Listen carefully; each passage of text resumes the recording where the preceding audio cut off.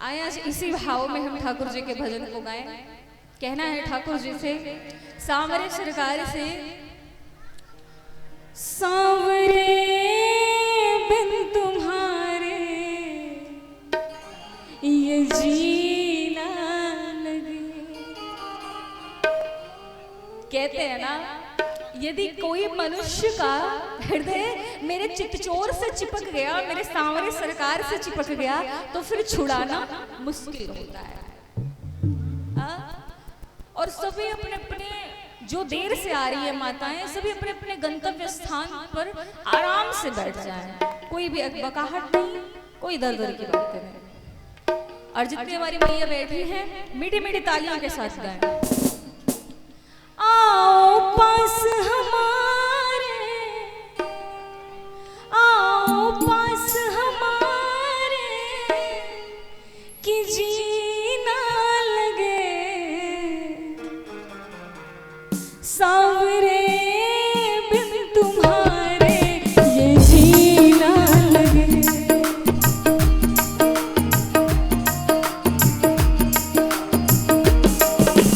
आओ पास हमारे, आओ पास हमारे कि जीना लगे, सांवरे बिन तुम्हारे ये जीना लगे।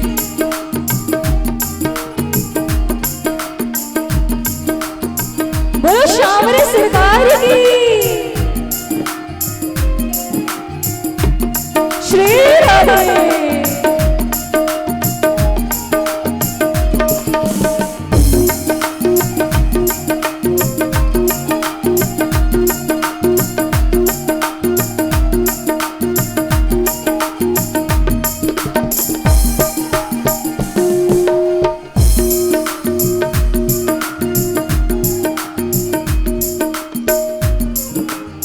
जय जय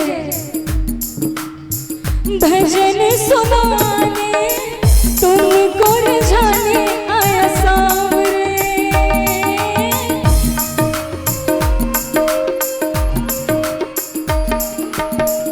भजन सुनाने तुमको रिझाने आया सांवरे।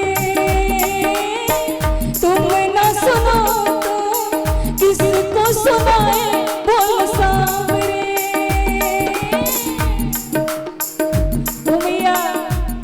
भक्त क्या कहता है, तुम ना सुनो तो किसको सुनो, बोलो सांवरे।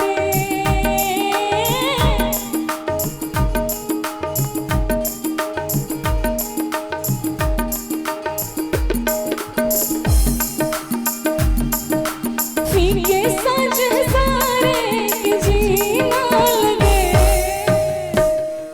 और किनका किनका मन नहीं लगता मेरे सांवरे सरकार के बिना, जरा हाथ उठाना। किनका ऐसा मन करता है कि बस सांवरे सरकार को देखती रहो। अच्छा, ये जो लाइट है, ये जो बत्ती है, ये जो व्यवस्थाएं है, ये जो भंडारा है, ये सब सही है, लेकिन जब तक आपके भीतर मेरे सरकार के प्रति भाव नहीं है, तब तक सब फीके साँझ सारे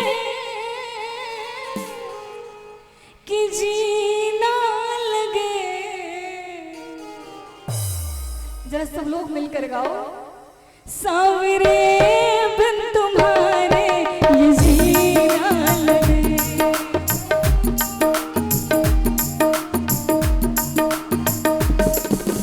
आओ पास हमारे, आओ पास हमारे कि जीना लगे, सांवरे बिन तुम्हारे ये जीना लगे।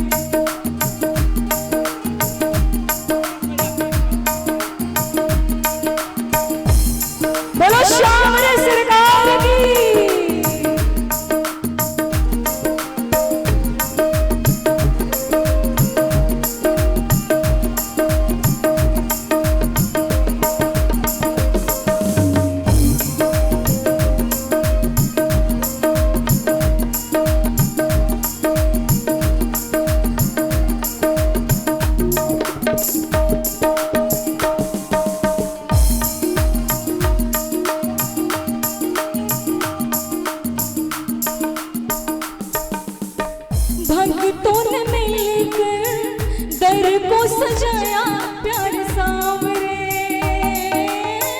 भक्तों ने मिलकर दर को सजाया प्यार सांवरे।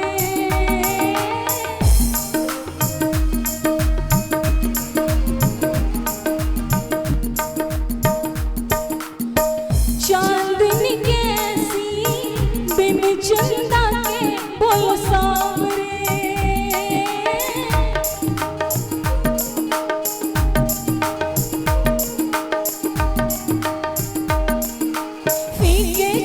सितारे फीके चांद सितारे कि जीना लगे,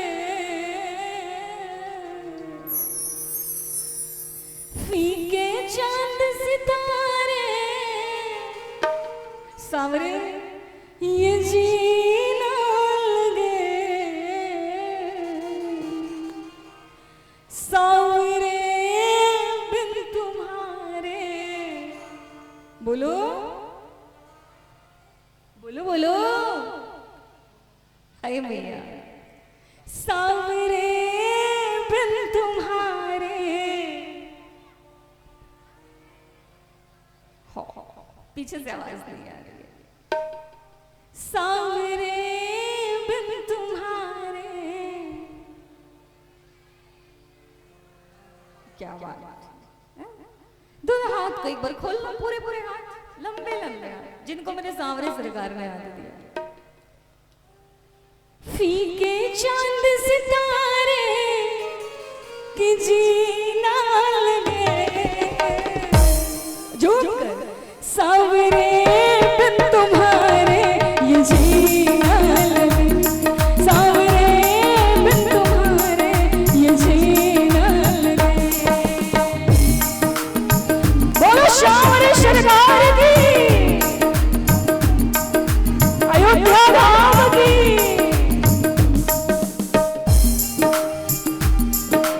जय जय।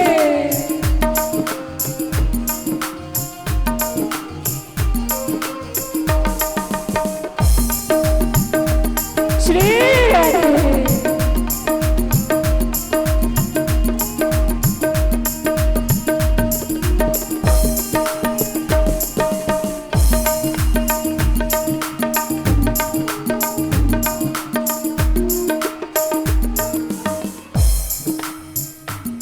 सांवरे बिन तुम्हारे जीना लगे, आओ पास हमारे, आओ पास हमारे कि जीना लगे, सांवरे बिन तुम्हारे ये जीना लगे, सांवरे बिन तुम्हारे ये जीना लगे, सांवरे बिन तुम्हारे ये जीना लगे, सांवरे बिन तुम्हारे ये जीना। आओ पास हमारे कि जीना लगे, सांवरे बिन तुम्हारे ये जीना लगे। प्रेम से बोलो भक्त वत्सल भगवान की, प्रेम से बोलो सांवरे सरकार की। क्या बात है भैया। कल की पावन कथा में हम लोगों ने राम जन्मोत्सव के दिव्य कथा को श्रवण किया। किस प्रकार राजा दशरथ और मां कौशल्या के घर मेरे राम आए। बच्चे साथी का परिचय देंगे, बिल्कुल भी हो हल्ला नहीं। हाँ? कल राजा दशरथ और मां कौशल्या के घर वह परमपिता, वह ब्रह्मांड का नायक, वह ब्रह्मांड का स्वामी एक छोटे से बच्चे बनकर, एक छोटा सा बालक बनकर पिता के मां के गोद में आकर खेल रहा है। जब मां ने कहा कि छोटे से बच्चे बन जाओ, तो वो परमपिता परमेश्वर जो चतुर्भुज रूप धारण करने वाला है, वो एक छोटा सा बच्चा बन गया महाराज। ये है क्या? ये ममत्व है, ये मां का प्यार है। और जानती हो मैया, इस माँ के प्यार को पाने के लिए देवता भी तरसते हैं। भगवान राम ने राम बनकर छोटे से बच्चे बनकर त्रेता में आए, क्यों? माँ के लाड को पाने के लिए। भगवान हमारे कृष्ण कन्हैया, हमारे सांवरे सरकार माँ की गोद में आए, माँ के प्रेम को पाने के लिए आए। पूरे मथुरा में, पूरे वृंदावन की गलियों में जो परमपिता परमेश्वर है, उन्होंने गैया चराया। वह जो पूरे ब्रह्मांड का स्वामी है, उसने चोरी की। वह जो चाह ले तो ये दिन और रात ना हो, उस ब्रह्मांड के स्वामी ने माँ के ममत्व को पाने के लिए, माँ के वात्सल्य को पाने के लिए, माँ की गोद में आने के लिए तपस्या किया। क्योंकि इस माँ के प्रेम को इस संसार में कोई भी ऐसा पैमाना नहीं बना, कोई भी ऐसा तराजू नहीं है महाराज जो माँ के प्रेम को तोल नाप सके। एक माँ अपने बच्चे से उतना प्रेम करती है जितना नापा तोला नहीं जा सकता।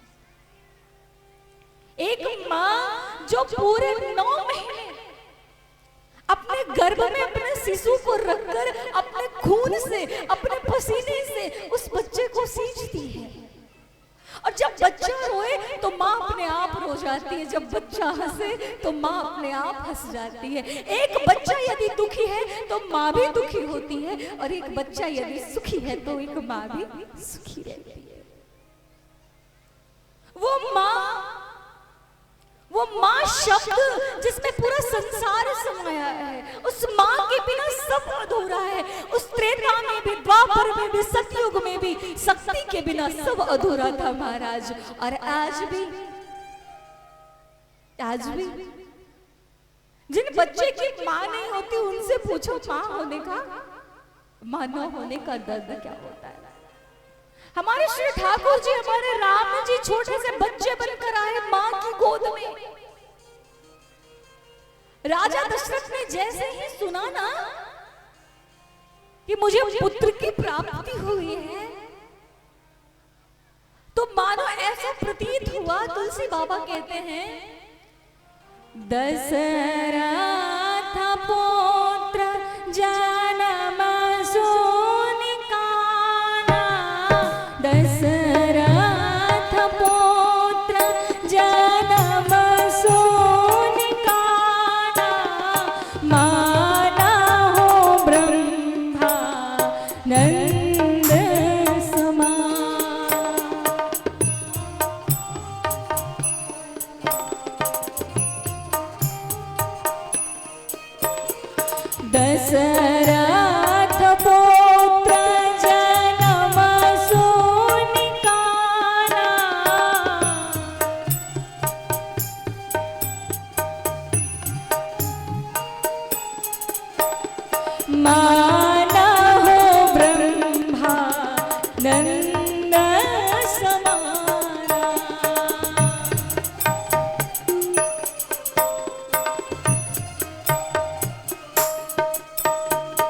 माना हो ब्रह्मा नंद समाना। यहाँ पर एक वाक्यों पर ध्यान दिया जाए। दशरथ पुत्र जन्म सुनिकाना। जैसे ही राजा दशरथ ने सुना कि मुझे चौथे पन की अवस्था में 4 पुत्रों की प्राप्ति हुई है, माना हो ब्रह्मा नंद समाना। ओ मेरी माँ, आनंद कितने प्रकार का होता है? आनंद कितने प्रकार का होता है? 2 प्रकार का। एक आनंद है, उसे कहते हैं आत्म आनंद। एक होता है आत्म आनंद और एक होता है ब्रह्म आनंद। आत्म आनंद का मतलब क्या है मैया? चाहे मेरी बातों से दूसरों को कितना भी ठेस पहुंच जाए, हम प्रसन्न हैं। चाहे मेरे कार्य करने से दूसरे को भले ही बुरा क्यों ना लग रहा हो, लेकिन हम खुश। व्यक्ति जब अपने स्वार्थ के बारे में सोचने लग जाए, जब अपने खुशी के बारे में सोचने लग जाए, इसे कहते हैं आत्म आनंद। आपकी आत्मा में आनंद आता है। और ब्रह्मानंद क्या है? ब्रह्मानंद क्या है?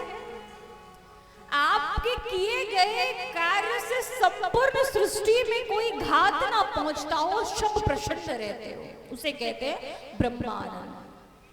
तो आज राजा दशरथ को ऐसा प्रतीत हो रहा है जैसे पूरे ब्रह्मांड का खजाना मिल गया है, पूरे ब्रह्मांड की खुशियां उन्हें मिल गई है। उठना चाह रहे हैं, चाहत उठाना करता मात धीरा।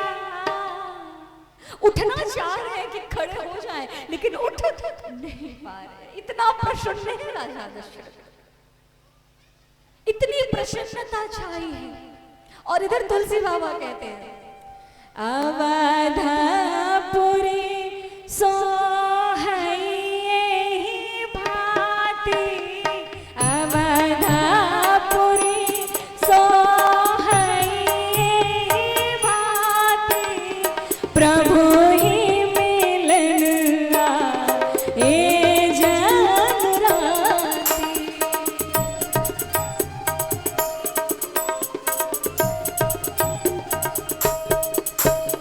जय सिया राम, जय जय सिया राम।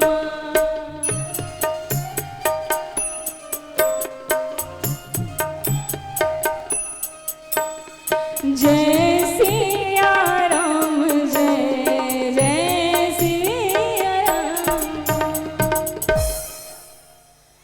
क्या यहाँ पर लिखा है भैया? ओ मैया, बातें समझ में आ रही है? किन किन को आ रही है जरा बताना, इशारे में बताना, बताओ, इशारे में बताओ, हाँ या ना। ये ऐसे हिलाओ अगर समझ में आ रही है तो, और नहीं आ रही है तो ऐसे करो। आ रही है? हाँ। मेरी माँ, अवधपुरी सोहई एहि भांति, प्रभु ही मिलन आए जन राति। भगवान का प्राकट्य, मेरे राम का प्राकट्य, मेरे राघव का प्राकट्य दोपहर के 12 बजे हुआ। कितने बजे हुआ? दोपहर के 12 बजे। और उस समय जैसे ही अयोध्या वासियों ने सुना कि धूप के माध्यम से, धुएं के माध्यम से, यज्ञ के माध्यम से राजा दशरथ को पुत्र हुआ है, सो सारे जितने भी अयोध्या वासी है सब लगे ये मोटी मोटी अगरबत्तियां जलाने, धूप दिखाने, और क्या कह रहे हैं? बधाई हो राजा दशरथ, बधाई हो। सारे लोग बधाइयां लुटा रहे हैं, किन्हीं को कोई पता नहीं है कि करे क्या रहे, अपना शुद्ध बुद्ध खो बैठे हैं। और मेरी माँ, दिन के समय में ऐसा प्रतीत हो रहा है ना जैसे रात्रि प्रभु से मिलने आ गए। हाँ, और कौन ऐसा अभागा होगा इस संसार में जो मेरे ठाकुर का दर्शन ना करे? अच्छा, वो अभागा ही होगा ना। अब सारे देवी देवता रात्रि प्रभु का दर्शन कर रही है। भैया, बच्चों को शांत करवाए, ऐसे कथा में परेशानी होती है। प्रेम से बोलेंगे भक्त वत्सल भगवान की। अब बहुत ध्यान देना, अवधपुरी सोहई एहि भांति, प्रभु ही मिलन आए जनु राति। ऐसा प्रतीत हो रहा है जैसे रात्रि प्रभु से मिलने आए। और इतना ही नहीं, देवताओं ने जैसे ही देखा है, भगवान सूर्य ने देखा है कि सूर्यकुल में सूर्यकुल वंशी राम आए हैं, तो भगवान सूर्य अपने रथ के समेत जाकर खड़े हो गए हैं। पूरे 6 महीने तक दिन ही बना है। तुलसी बाबा कहते हैं, माश दिवस कर दिवस भा, मरम न जाने को, रथ समेत रवि था क्यों, निशा कवन वे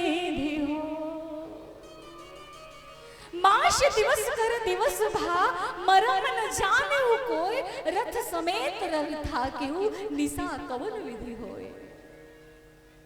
जब 6 महीने तक भगवान सूर्य अपने स्थान पर खड़े रह गए ना, तो रात्रि शिकायत करने लगी। ओ मेरी माँ, रात्रि है ना, शिकायत करने लगी। भगवान चंद्रदेव शिकायत करने लगे कि भगवान राम जी त्रेता में आए, भले ही सूर्यकुल में आए, इसका मतलब क्या हम दर्शन न करें? रात्रि रोने लगी, प्रभु मेरी क्या गलती है प्रभु, ये दिन जाए तभी तो मैं आऊं। हमारे राम जी, हमारे राम, हमारे राघव जो केवल भाव के भूखे हैं, भाव का भूखा हूं मैं, भाव ही बसार है। भाव से जो मुझको बजे उसका बेड़ा पार है। भाव बिन सुनी पुकार मैं कभी सुनता नहीं, भाव से एक फूल भी दे तो मुझे स्वीकार है।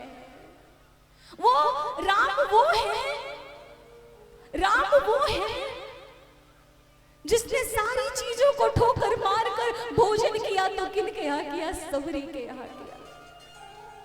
एक बात बताओ भैया, कोई यदि किसी के यहाँ भोजन करे तो कब करता है? कब करता है? 3 कारण से करता है, या तो अभाव में, या तो स्वभाव में, या तो फिर प्रभाव में।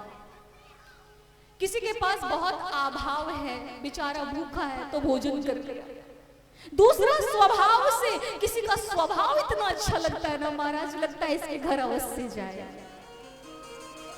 तीसरा किसी के प्रभाव से कि ये बहुत बड़ा आदमी है, इनके घर जाना। बताओ सबरी के पास क्या था? क्या था उसके पास?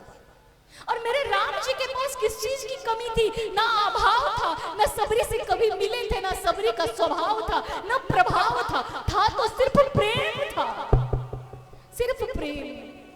तभी तो कहते हैं प्रबल प्रेम के पाले पड़कर प्रभु को नियम बदलते देखा।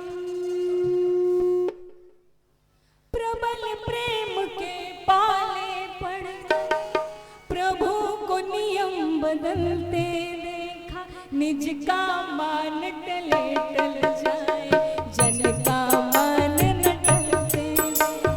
निज का मान टले टल जाए, जन का मान न टलते।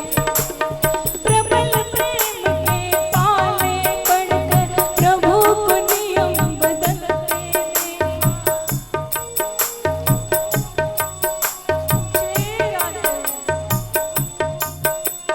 निज का मान टले टल जाए, जन का मान न टलते देखा।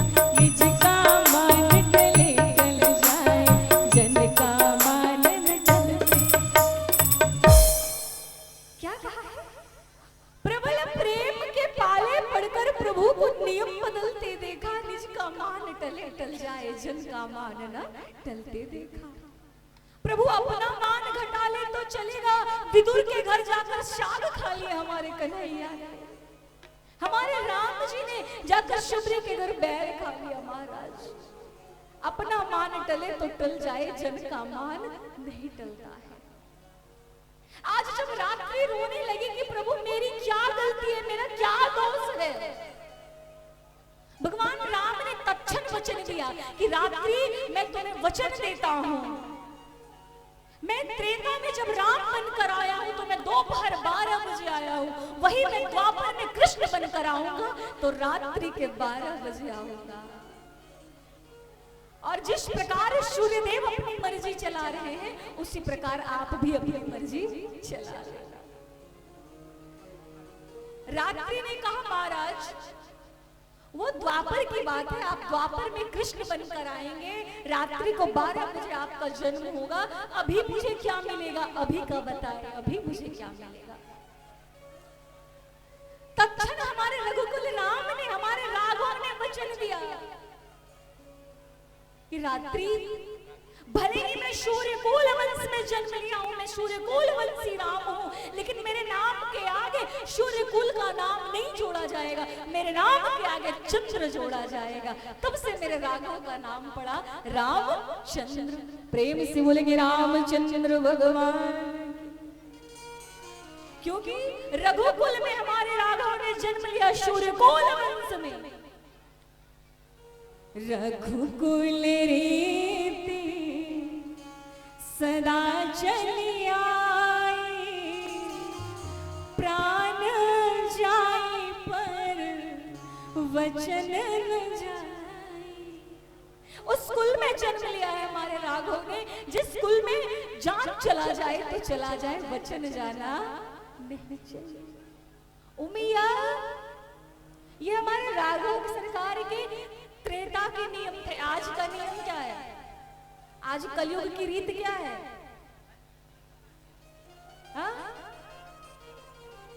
कलयुग रीति सदा चली आई। ओ कलयुग के लोगों, हमें सुनने की आवश्यकता है। कलयुग रीति सदा चली आई, प्राण जाई पर पैसा न जाए, वचन जाई पर पैसा न जाए। आज के लोग अपने ही रिश्ते को, अपने ही लोगों को धोखा देते हैं। किस लिए? एक पैसे के लिए, है कि नहीं? हाँ या ना बोलना। लेकिन हमारे नाम उस रघुकुल में जन्म लिए, भगवान के नाम के आगे चंद्र लगा, रात्रि भी प्रसन्न हो गई, सारे देवी देवता दर्शन कर रहे हैं। तत्पश्चात भगवान भोलेनाथ मां पार्वती से कहते हैं, प्रिया पार्वती, मेरे राम त्रेता में आए हैं, सारे देवता दर्शन कर रहे हैं, लेकिन मैं दर्शन नहीं कर पा रहा हूं। मैं क्या करूं? मुझे भी मेरे राम के दर्शन करना है। ये आंखियां प्यासी है कि कब हरि के दर्शन हो जाए। मैं कितना बड़ा अभागा हूं जो मैं राम का दर्शन नहीं कर पाया। अच्छा, आप में से कितने लोग अयोध्या जी गए हैं रामलला का दर्शन करने? अयोध्या कितने लोग गए हैं? नहीं गए हैं? 1 2 3 4 लोग गए। हाँ। हमारे मुस्लिम भाई लोग कहते हैं कि मुस्लिम संप्रदाय में जब तक लोग मक्का मदीना ना जाए तब तक वो सच्चा वाला मुस्लिम नहीं होता। हमारे क्रिश्चियन में भी कहते हैं, कहाँ कौन से पादरी हैं, वहां जब तक ना जाए क्रिश्चियन, वो रियल का नहीं होता। हम हिंदू हैं और हम अयोध्या ना जाएं, कनक भवन सरकार का दर्शन न करें, तो हमसे बड़ा अभागा कोई है? जरूर जाओ, जरूर दर्शन करो। हाँ? यहाँ पर बहुत ध्यान देना। भगवान भोलेनाथ ने विचार किया कि क्यों ना मैं भी जाकर राम जी का दर्शन करूं। आज हमारे रामलला छोटे से 6 दिनों के बच्चे हैं। भोलेनाथ मां पार्वती से कह रहे हैं कि पार्वती, मेरा मन कर रहा है कि मैं भी जाऊं दर्शन करने। तो कहा, कैसे जाओगे? अभी तो भगवान राम प्रसूति गृह में है, वहां पर पुरुषों का जाना वर्जित होता है।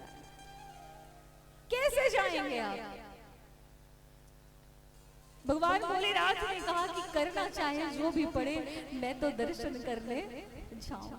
भगवान भोलेनाथ पहुंचे हैं कैसे? नारी का वेश बनाया, और ये दृश्य भोले राम को देखन भगवान भोलेनाथ ने सोचा है कि यदि नारी बनकर प्रभु का दर्शन करना पड़े तो मैं नारी ही बन जाऊं, लेकिन मैं राम का दर्शन अवश्य। आप में से किनको किनको दर्शन पाना है? मेरी उल्ली बार की आलसी मैया, बैठे बिठाए सब मिलता है, फिर भी नहीं करना चाहती। बताओ, नारी का वेश बनाया, भोले राम को देखन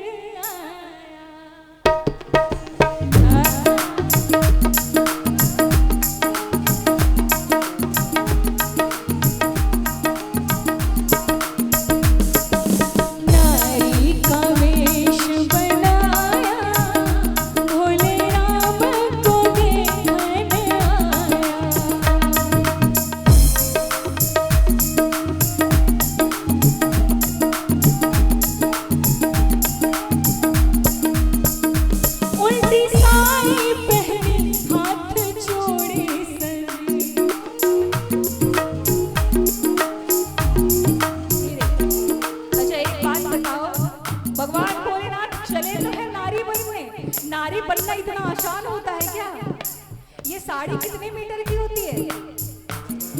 5 मीटर की। पुरुषों को पहनाकर कभी देखना, पता चले 20 बार लुढ़क लिए। ये पहनना आसान नहीं होता। हा? अब भोलेनाथ विचार कर रहे हैं कि साड़ी को कैसे पहना जाए।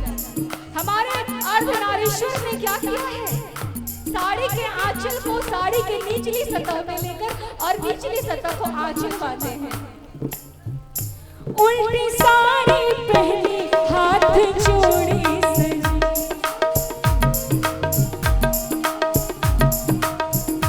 पैरों में पायल लगाया, पैरों में पायल लगाया, बोले राम को देखकर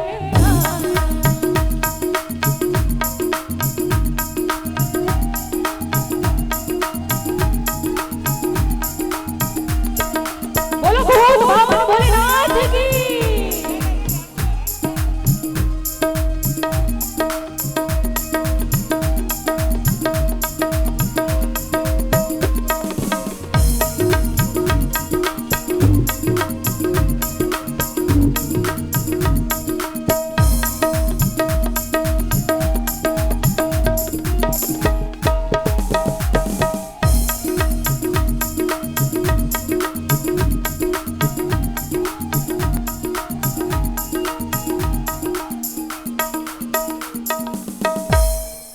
नारी का वेश बनाया, भोले राम को देखकर आया। हमारे भोलेनाथ साड़ी पहनकर, हाथ में चूड़ी पहनकर, पैर में पायल पहनकर औरतों की चाल में ठुमक ठुमक कर चल रहे हैं महाराज। लेकिन महाराज चाहे आप किसी की नकल करने का कितना भी प्रयास करो, आप उसके जैसा बन नहीं सकते। अब जैसे ही देखा है सखियों ने, वहां अवध की दासियों ने कि ये तो कोई पुरुष लगता है, ये तो कोई पुरुष लगता है, साड़ी पहन कर आया है। सो दासियों ने फिर से अयोध्या से बाहर निकाल दिया मेरे नाथ को, दर्शन करने नहीं दिया। तो मैया पार्वती ने कहा कि नाथ तो आप बिना दर्शन के रह गए। भगवान भोलेनाथ ने कहा ना पार्वती, मैं बिना दर्शन के नहीं रहा। तो सरकार आपने किया क्या? यहाँ पर भोलेनाथ ने चोरी की है। क्या किया है भोलेनाथ ने? क्या किया है? चोरी की है भगवान भोलेनाथ। तुलसी बाबा कहते हैं और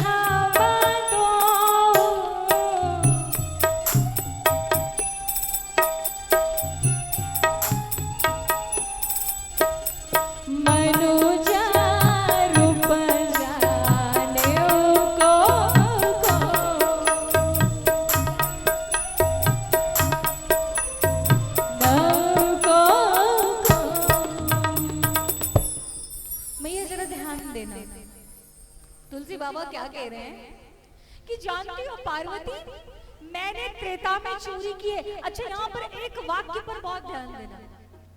और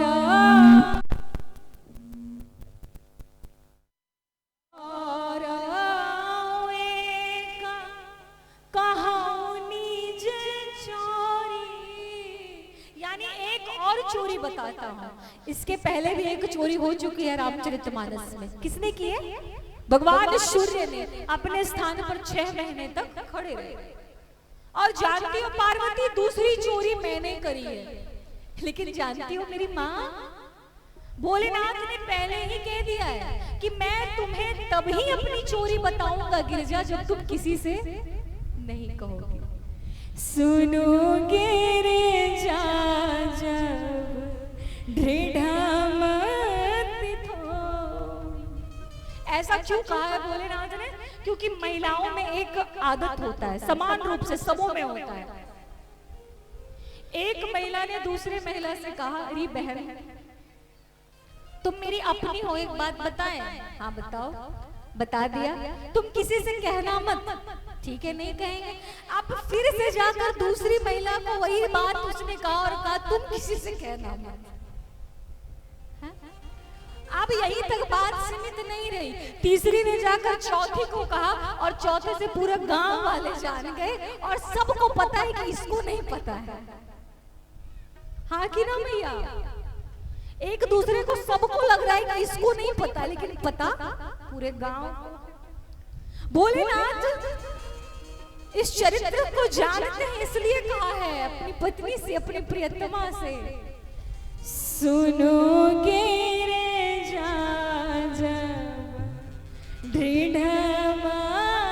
तो गिरजा, मैं तुम्हें तभी बताऊंगा जब तुम दृढ़ हो। तुम किसी से कहना नहीं। का सरकार बताए ना आपने कौन सी चोरी की है? भोलेनाथ ने कहा है कि जब मुझे मिलने नहीं दिया गया ना, दर्शन करने नहीं दिया गया ना, तो मैं और मेरा चेला काकभुसुंडी हम चले गुरु और चेला बनकर अयोध्या। काकभुसुंडी संग हम दो, काकभुसुंडी संग हम दो, मनोजा रूप जाने को।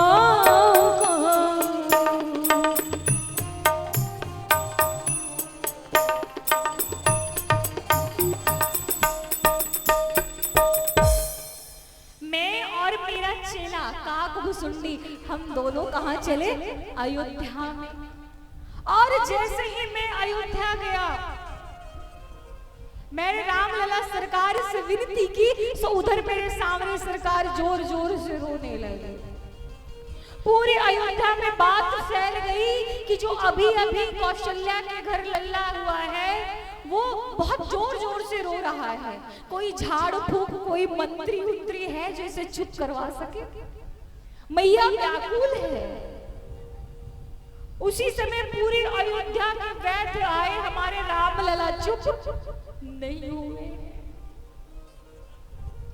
तो फिर मैं गुरु बन गया और मेरा काकभुसुंडी चेला बन गया, और मैंने अयोध्या की दासियों को कहा कि यदि तुम चाहो, तुम्हारे घर में राजा दशरथ का पुत्र लल्ला हुआ है, वो रो रहा है, यदि तुम चाहो तो मैं बहुत बड़ा वैद्य हूं। हमारे भोलेनाथ का एक क्या नाम है जानते हो? वैद्यनाथ। एक क्या नाम है? वैद्यनाथ। डॉक्टरों के भी। अच्छा ठीक है, फिर सरकार का मैं आपके लल्ला को चुप करवा सकता हूँ। का कैसे चुप करवाएंगे?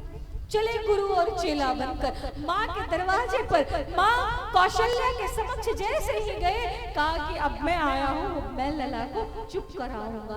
मैया ने जैसे ही देखा कि ये गुरु को देखो, ये तो बड़ा सा सांप लपेटे है, ये मेरे लला को चुप कराएगा, इसे देखकर तो मेरा लल्ला और भी रोने लग जाएगा। एक माँ का बहुत ही सुंदर भाव है, दिखाऊं कोनी लाडलो नजर लग जा। आपको यदि अपना लल्ला दिखा दी तो और भी मेरे लल्ला को नजर लग जाएगी। ए नजर लग जाए जी, जुलमा होई जाए। मैया सब गाना। नजर लग जाए जी, जुलमा दिखाओ कोनी लाडलो नजर लग जाए।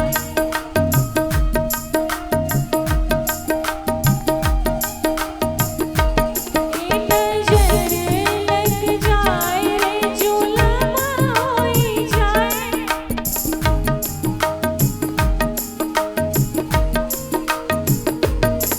दिखाओ कोनी लाडलो नजर लग जाए।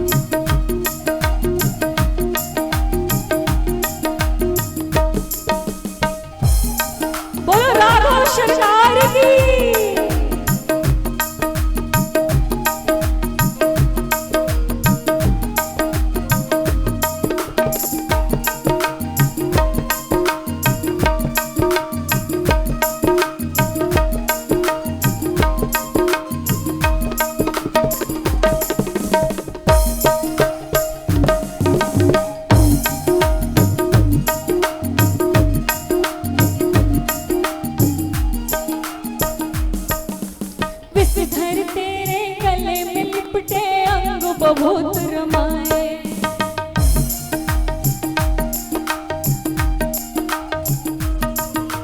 विषधर तेरे गले में लिपटे अंग बहुत रमाए। तेरे रूप को देख के जोगी, तेरे रूप को देख के जोगी लाल मेरा डर जाए। तेरे रूप को देख के जोगी लाल मेरा डर जाए।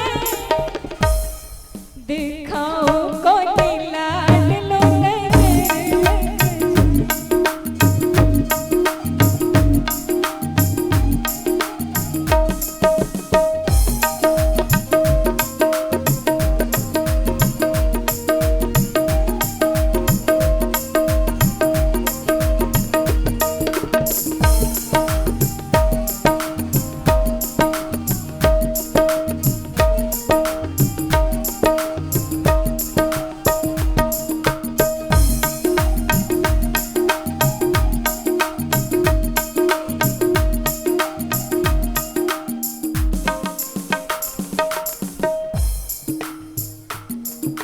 सुन बातें मैया की भोले मंद मंद मुस्काए।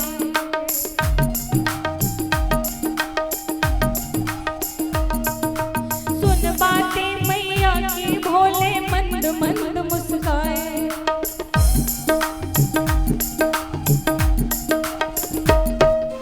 जिससे सारा जगत डरता, जिससे सारा जगत डरता उसको कौन डराए। जिससे सारा जगत डरता उसको कौन डराए। दिखाओ कोई लाडलो झुलकोए। ओ भैया स्लो भैया, आनंद नहीं आ रहा। बीच वाली मेरी मैया बहुत अच्छी है, वो बड़ा ताली बजाती है। आगे वाली मैया डर से बजाती है कि देख रही है। भैया लोगों को, चाचा जी लोगों को मैं कुछ कह नहीं सकती, उम्र में बहुत छोटे हूँ, तो छोटी को बड़ी बात हो जाएगी। अगर मैं किस पर बोलूं? अब यहाँ जितने बड़े बुजुर्ग बैठे उनको मैं कह नहीं सकती छोटी मुंह बड़ी बात कि ताली बजाओ। मैं नहीं बोलूंगी, मैं आज्ञा नहीं दे सकती। बच्चे लोग हैं वो तो बेचारे नादान हैं, उनको मैं कुछ कह नहीं सकती। अब मैं घूम फिर के इसलिए आप ही पर आ जाती हूँ। किसी को तो कुछ कह नहीं सकती, तो क्यों ना आप ही से कह लूं। आप मेरी समझोगे, मैं आपकी समझूंगी। आज भोलेनाथ कह रहे हैं कि ये माँ कौशल्या किसे डराने की बात कर रही है। जिससे पूरा जगत डरता हो उससे डराने की बात माँ कौशल्या कर रही है। जिससे सारा जगत डरता, जिससे सारा जगत डरता उसको कौन डराए। जिससे सारा जगत डरता उसको कौन डराए। दिखाओ कोई लाडलो नजर लग जाए।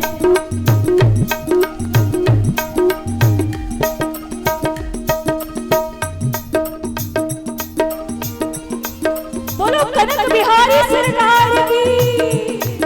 दोनों हाथ की मीठी मीठी तालियां।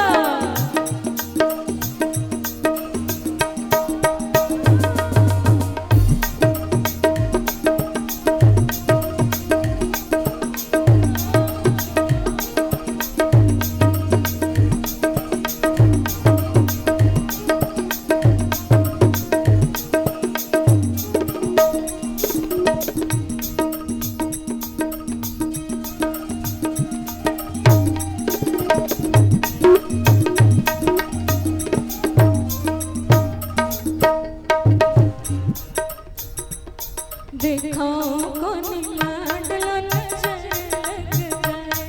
दिखाओ कौन लाडलो नजर लग जाए। दिखाओ कौन लाडलो नजर लग जाए। प्रेम से बोलो भूत बाबा भोलेनाथ की, अवध बिहारी सरकार की, श्रोता समाज की। अपनी बारी आई तो जोर से जय। भागो भगवान भोलेनाथ ने कहा। अच्छा, मैं बीच में एक बात बताना चाहती हूँ, यदि आप मेरा भजन में साथ ना दो ना तो मैं ज्यादा देर गा ही नहीं पाऊंगी। बोलो कैसे? पूछो पूछो। हाँ, आपके यहाँ मेरी तबीयत थोड़ी खराब हो गई है महाराज, और जो बचा खुचा असर था वो आपने कल पूरा कर दिया। कल मुझे अबीर से नहला दिया, मैं सोची आप नहाओगे अबीर से, मुझे ही नहला दिया। चलो कोई बात नहीं, अपने लोग हैं, अपने लोग से कैसे शिकायत। तो जो बची खुची आवाज थी मेरी, आज तो दिन भर पूरा गर्म पानी पी हूँ, पूरा गार्गल की हूँ, हाँ, तब जाकर यहाँ बैठ पाए। हाँ?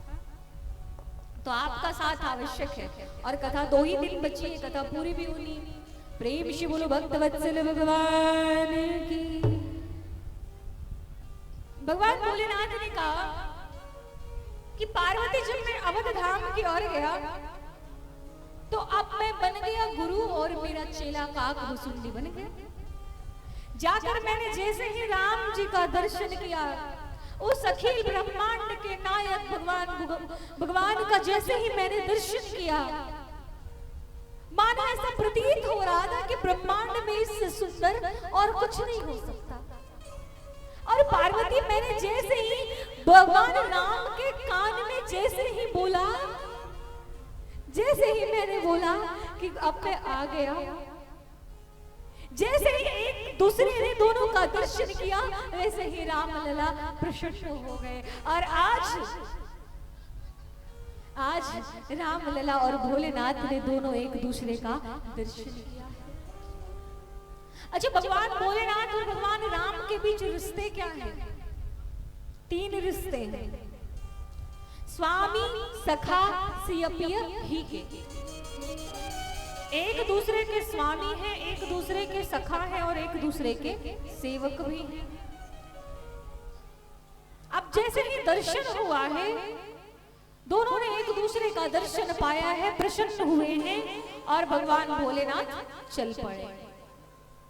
लेकिन काक भुसुंडी जी महाराज अयोध्या में ही पूरे 6 महीने तक रुके हैं। क्यों? क्योंकि लल्ला थोड़े से बड़े होंगे, मैया इन्हें थोड़ा स्लो, मैया इन्हें कुछ खाने को पवाएगी, ये छोड़ देंगे तो झूठा भोजन मैं भी करूंगा। इस प्रकार भगवान भोलेनाथ ने प्रभु का दर्शन किया है, और तब जाकर कुछ समय बीता है। वशिष्ठ मुनि ने कहा है कि अब वो शुभ घड़ी आया है जब हम अपने चारों ललाओं का नामकरण कर दें। आओ, तुलसी बाबा के साथ हम भी नामकरण में पहुंचे। छोटे से लला को, सांवरे से लला को मान श्रृंगार करके पीला पीतांबर, मोतियों से रत्नों से जड़ित मालाओं को पहनाकर माँ ने पालने में सुलाया है। और तुलसी बाबा कहते हैं कि ये ऐसा लला है, ये ऐसा बच्चा है, ये ऐसा बालक है जिसके नाम स्मरण करने मात्र से ही व्यक्ति का कल्याण हो जाता है। अच्छा, कई व्यक्ति कहते हैं हम तो राम राम नहीं करेंगे, हम तो राम राम नहीं करेंगे। अभी कोई उम्र हुई है हमारी?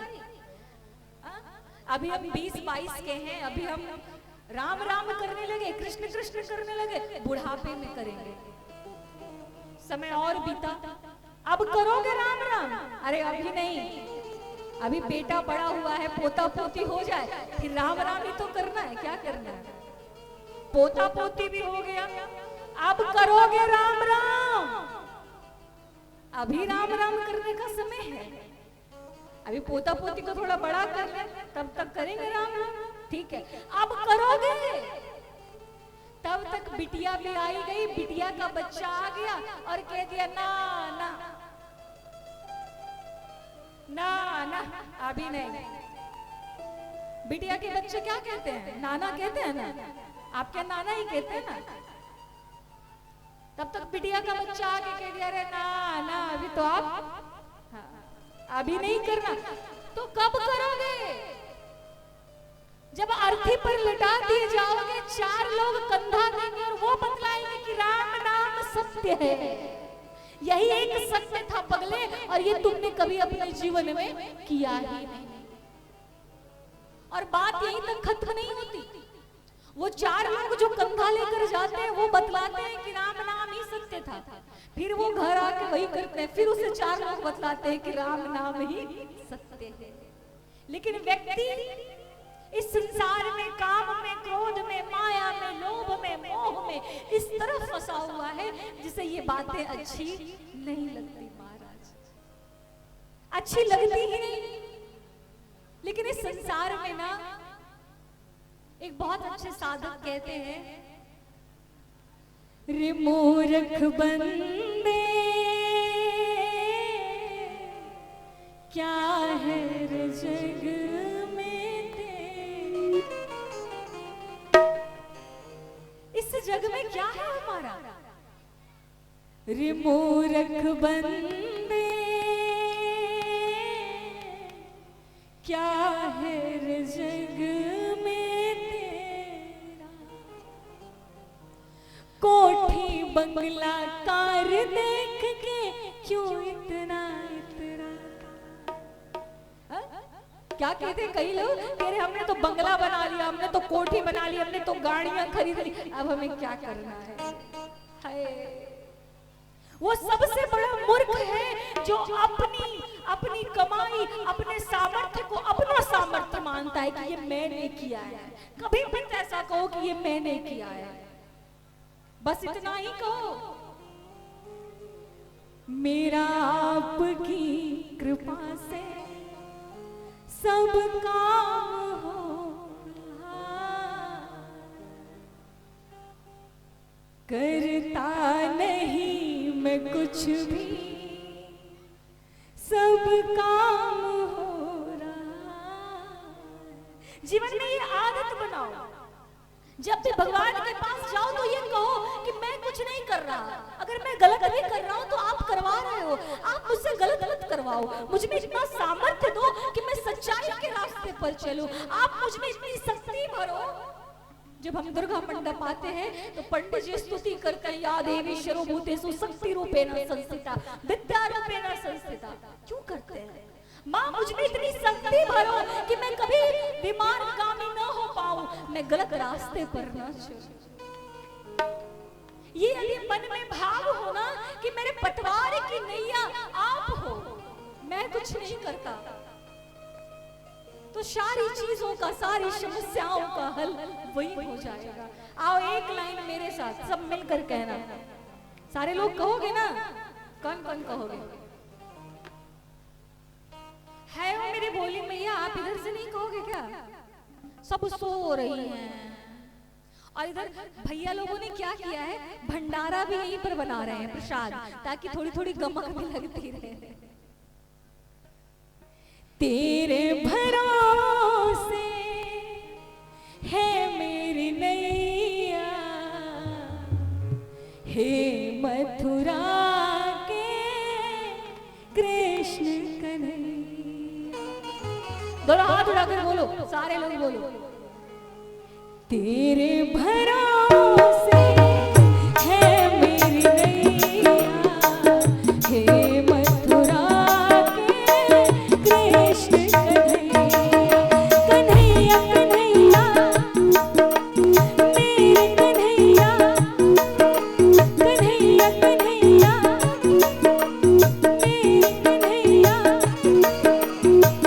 तेरे भरोसे है मेरी नैया।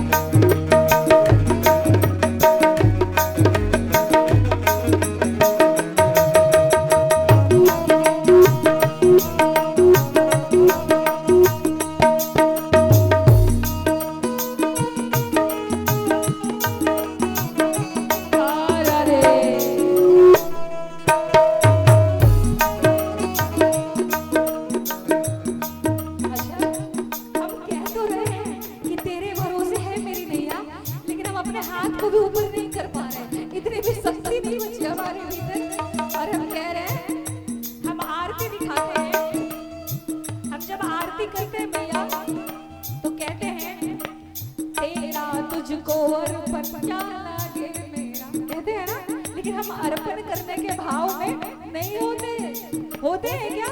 नहीं होते। यदि व्यक्ति सच्चे हृदय से अपने भाव से थोड़ा सा समर्पण दिखा दे तो ठाकुर हर जगह उनके लिए विराजमान है। जरा उठा कर हाथ पूरे पूरे हाथ उठाए, लंबे लंबे हाथ सारे लोग। कन्हैया कन्हैया मेरे कन्हैया, कन्हैया कन्हैया मेरे कन्हैया, तेरे भरोसे है मेरी नैया, तेरे भरोसे है मेरी नैया, हे मथुरा के कृष्ण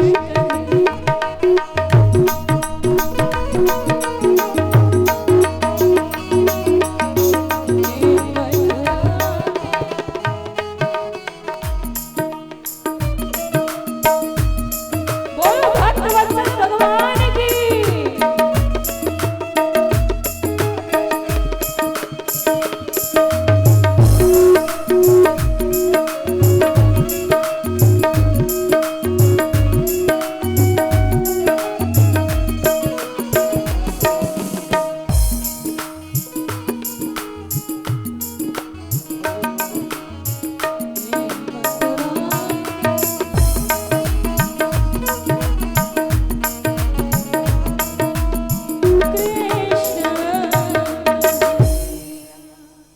प्रेम से बोलो भक्तवत्सल भगवान की। थोड़ा और धीरे बोलो सांवरे सरकार की। ये भजन मेरी सोने वाली मैयाओं के लिए था। मैंने देखा आधा से ज्यादा मैया सो रही हैं, थक गई हैं। हाँ? बोलो मैया जय जय श्री सीताराम। थोड़ी देर और कथा चलेगी, उसके बाद आप सो जाना है। यहाँ पर जैसे ही कुल पुरोहित का आगमन हुआ है, पूरे अयोध्यावासी उस स्थान पर विराजमान है कि चारों ललाओं का नामकरण हो, चारों ललाओं का नामकरण किया जाए।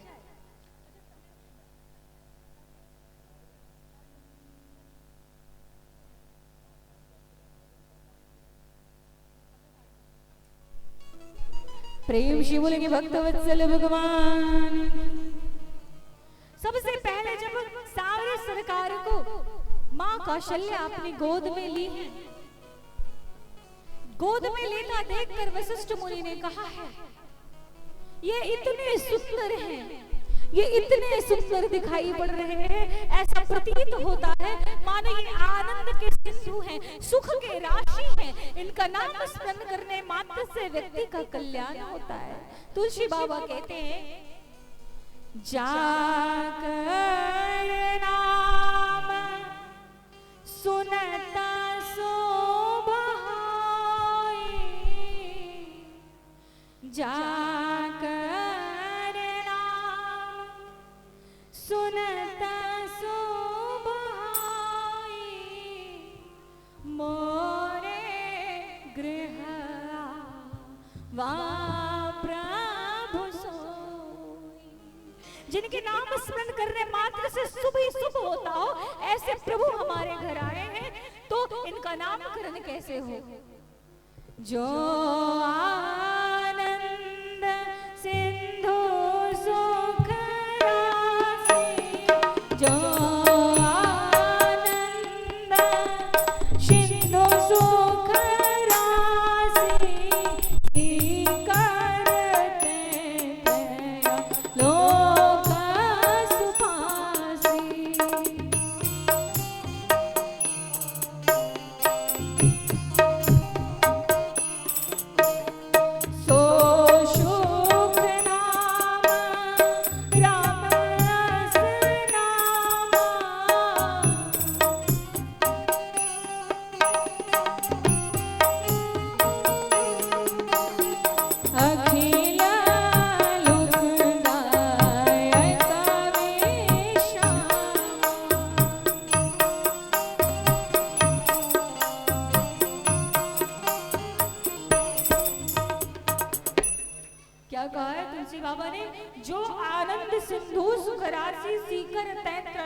पशुपासी, जिनका स्मरण तीनों लोक में किया जाएगा, त्रिलोक के जो स्वामी होंगे, ऐसे लला का नाम होगा राम। प्रेम से बोलो राम लला सरकार की। अच्छा भैया, आपके घर में नामकरण होता है बच्चे का? आप स्वयं रखते हो कि पंडित जी से रखवाते हो? हाँ, मेरी अभी कथा हजारीबाग में रतनपुर में चल रही थी, तो मैं सोची कि चलो टाउन एरिया है, अच्छे लोग हैं। जब मैंने बच्चे का नाम सुना ना, तो ये मेरी विडंबना थी। महाराज, बच्चे का नाम किसी का टीना, तो किसी का मीना, तो मैगी, तो चाउमीन, तो नूडल्स, हनी बनी। अपने बच्चे का नामकरण अवश्य करवाना। का ऐसे लला का नाम क्या होगा? क्या होगा? राम। ऐसे लला का नाम होगा राम। जैसे ही राम लला सरकार का नामकरण हुआ, सांवरे से उसके बाद भरत लला सरकार दिखे।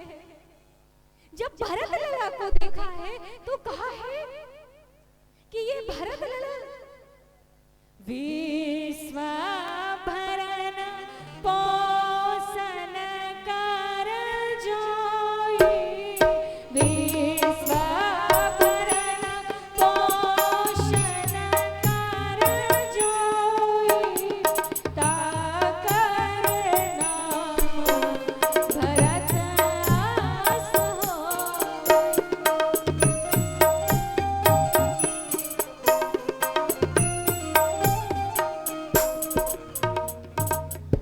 यहाँ पर कहा गया है विश्व भरण पोषण कर जोई। भरण पोषण का मतलब, भरण पोषण का मतलब हम क्या समझते हैं? खाना खाना, कपड़े पहनना, घर बनाना, इसे समझते हैं। यहाँ पर भरण पोषण का मतलब है जो राम नाम रूपी प्रेम से व्यक्ति के हृदय में अलख जगाएंगे, ऐसे लला का नाम होगा भरत लला। पूरी सभा बोल पड़ी भरत लला सरकार की। जैसे ही भरत लला का नामकरण हुआ, तत्पश्चात शत्रुघ्न लला की बारी आई, सबसे छोटे लला की। यहाँ तुलसी बाबा शत्रुघ्न लला के लिए कह रहे हैं, जाके सुमिरन तेरी पुनासा, जाके सुमिरन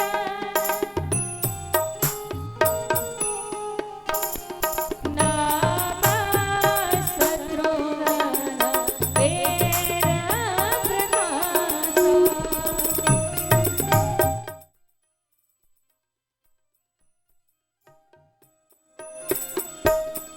जाके सुमिरन तेरी पुनासा,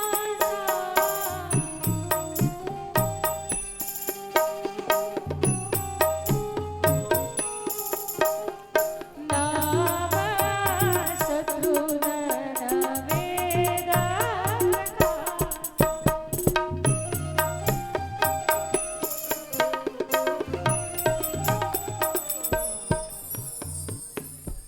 जाके सुमिरन तेरे पुनासा, नाम शत्रुघ्न वेद प्रकाशा।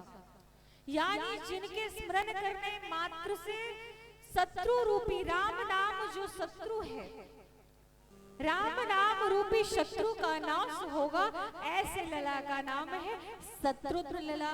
प्रेम से बोलेंगे शत्रुघ्न लला सरकार की। अंत में लखन लला की बारी आई है। लखन लला के लिए कहा है, लक्षण धाम राम प्रिय, सकल जगत आधार, गुरु वशिष्ठ तेरी राखे लक्ष्मण राम उदार। लक्षण धाम राम प्रिय सकल जगत आधार, जो सकल जगत के आधार हैं, फिर भी जो 100 लक्षणों के धाम हैं, फिर भी जो राम से सबसे ज्यादा प्रेम करते हैं, ऐसे लला का नाम होगा लखन। प्रेम से बोलो लक्ष्मण लला सरकार की, चारों भैयन की, तीनों मैयन की, अयोध्या धाम की। मैया बहुत ध्यान से सुनना, ये भरत और लक्ष्मण और शत्रुघ्न का ऐसा चरित्र है ना जो प्रत्येक व्यक्ति के जीवन में होना चाहिए। जब मां सीता का हरण हो गया ना, तो लखन लला ने देखा कि इसी रास्ते से मेरी मां जा रही है। जटायु से जब पूछा तो मां सीता के पायल को देखा, लखन लला ने नुपुर को देखा, और राम लला नहीं पहचाने, लेकिन लखन लला ने कहा भैया राम, ये मेरी भाभी मां के नुपुर है, ये मेरी भाभी मां के पायल है। कहा लखन तुम भाभी मां के ये सारी चीजों पर, अलंकार पर तुम इतना ध्यान देते थे। कहा भैया मैंने पूरे जीवन में अपनी भाभी मां के चरण ही तो देखे, और आज के जनरेशन में, आज कलयुग में भाभी मां नहीं है, भाभी जान है। भाभी मां नहीं कहते लोग, भाभी जान कहते हैं। इसलिए कहती हूँ कि रामचरितमानस की कथा सबको सुननी चाहिए। ये राम जी का चरित्र हमें ये बतलाता है कि एक बेटा को कैसा होना चाहिए। ये राम का चरित्र हमें ऐसा बतलाता है एक पति को कैसा होना चाहिए। हर एक माँ की ये कल्पना रहती है कि मेरा बेटा राम जैसा, जो माँ के एक कहने पर 14 वर्ष का वनवास चला जाए। हर पत्नी ये चाहती है कि मेरा पति राम के जैसा हो। हर एक बहन चाहती है कि मेरा भाई राम के जैसा हो। हर एक भाई चाहता है कि मेरा भाई राम के जैसा हो। ये चरित्र ऐसे है ना, ये रामचरितमानस के पात्र ऐसे है ना। एक ने राज्य को छोड़कर, जब तक एक भाई वनवास गए तब तक दूसरा भाई उस राज्य को त्याग करके बड़े भाई के खड़ाओं को रखकर राज्याभिषेक कर दिया महाराज। आज आप हर घर में देखो भाई भाई में बहुत लड़ाई होती है। रामचरितमानस हमें ये सिखलाती है कि भाइयों में संपत्ति की लड़ाई नहीं होनी चाहिए। भाइयों में यदि लड़ाई हो तो विपत्ति की लड़ाई होनी चाहिए। एक दूसरे का दुख बांटने का सामर्थ्य होना चाहिए, संपत्ति की लड़ाई नहीं होनी चाहिए। रामचरितमानस हमें सिखलाता है कि एक पत्नी चाहे कितनी भी पीड़ा क्यों ना सह रही हो, उसे अपने पति का साथ छोड़ना नहीं चाहिए।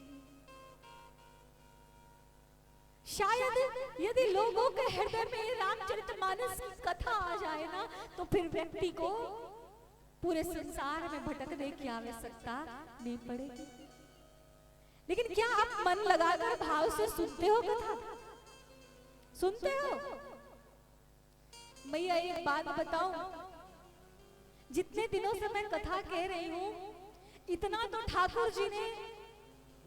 ठाकुर जी ने बता ही दिया है कि किनका मन लग रहा है और किनका नहीं लग रहा है। ये चेहरा देख के समझ जाते हैं कौन सुन रहे हैं, कौन इग्नोर कर रहे हैं, कौन बस बैठे हैं, कौन बस मजाक बना रहे हैं, कौन बस अपने फोन पर ध्यान देकर बस यहाँ उनका शरीर है, उनकी आत्मा नहीं है, उनका मन नहीं है, कौन बस यहाँ बैठकर घर के बारे में सोच रहे हैं। इतनी शक्ति थोड़ी बहुत ठाकुर जी ने दे दी है। ये तो मर्जी आपकी है महाराज, आप मानो या ना मानो। लेकिन रामचरितमानस के एक एक पात्र ऐसे हैं जिनसे हर एक व्यक्ति को कुछ ना कुछ सीखना चाहिए। ये कथाएं हैं, राम ने रावण को मारा, महिषासुरवर्धिनी ने महिषासुर का संहार किया, शुंभ निशुंभ का संहार किया, लेकिन स्वयं मेरे राम चलकर नहीं आएंगे समाज को सुधारने, इस अहंकार रूपी राक्षस का नाश करने। इस युग में राम इस अहंकार रूपी रामत्व का संहार करने ये रामचरितमानस की कथा आती है, जो प्रत्येक जन जन तक मेरे राम के चरित्र को पहुंचाती है कि मेरे राम कैसे थे और हम राम की पीढ़ी के लोग, हम राम के वंशज, हमें कैसा होना चाहिए।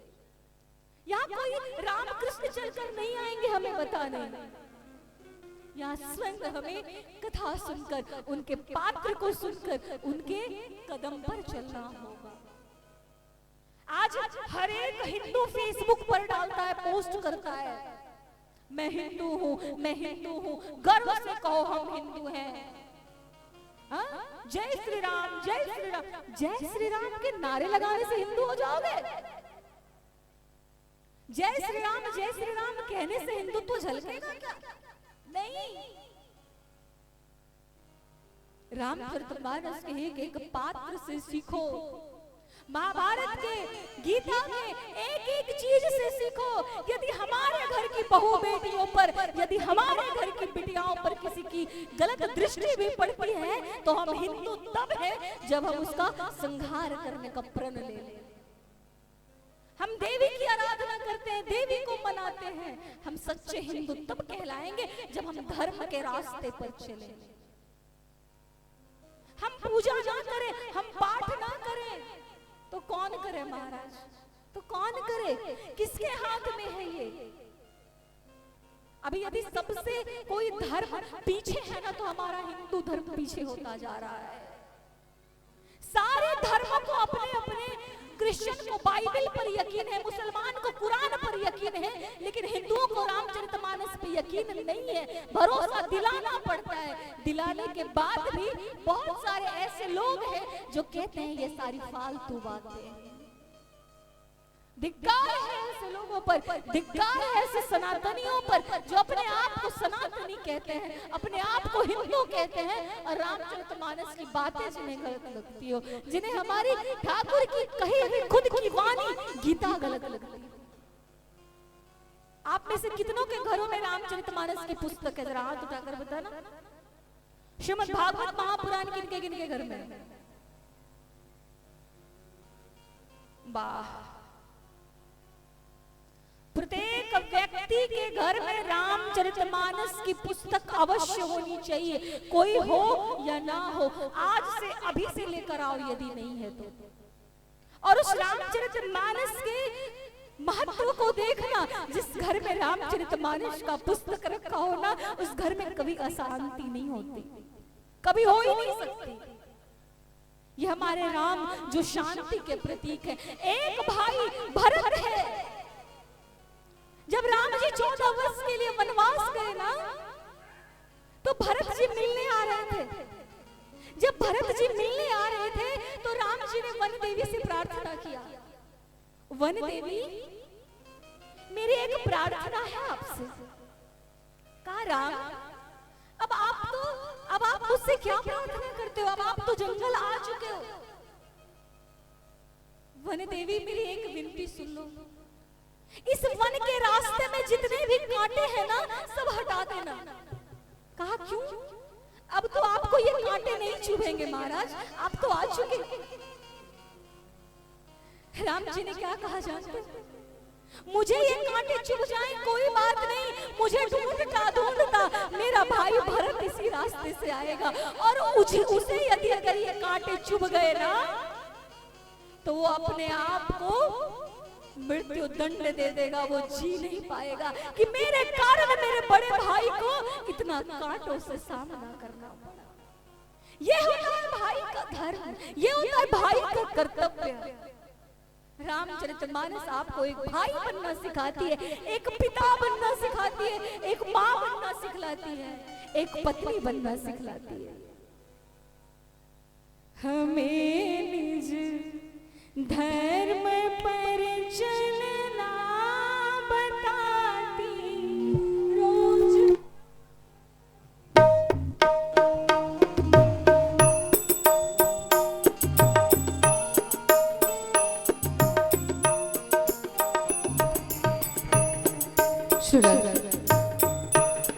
हमें निज धर्म पर चलना बताती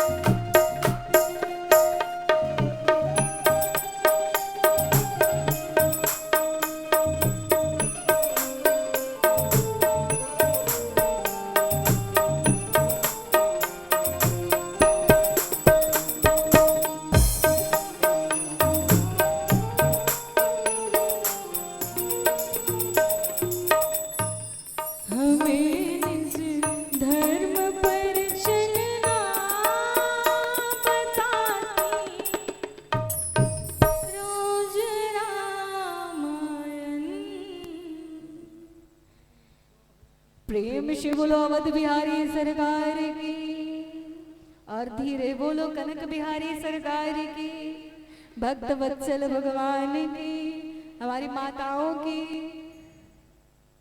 आपकी सदा जय जयकार। आप पे ही तो मैं हूं।